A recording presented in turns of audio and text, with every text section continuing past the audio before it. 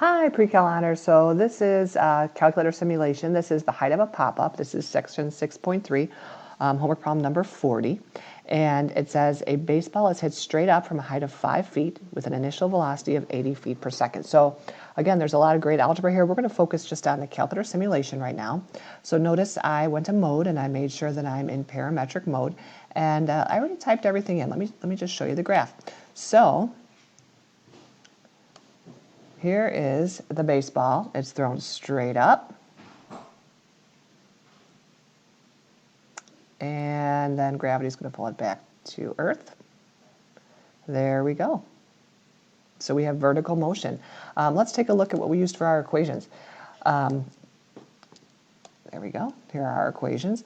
Okay, so that's very interesting. So notice that the 3 is actually very arbitrary. Okay, I just decided to use 3 to have my vertical motion on the vertical line, x equals 3. And let's think about where we got that y equation from. So if you remember the projectile motion formula, that the height of a projectile is in terms of t time and initial velocity and initial height. Remember we have that the gravity is going to affect the projectile. It's going to pull it back down to Earth. So we had x equals 3 and y equals negative 16t squared plus 80t plus 5, since 5 was the initial height and 80 feet per second was the initial velocity. Let's go ahead and look at that again. There's our calculator.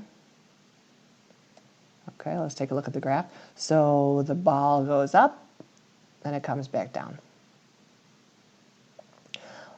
While we're here, let's do another simulation. What if we decided to change the x equation and not use a 3?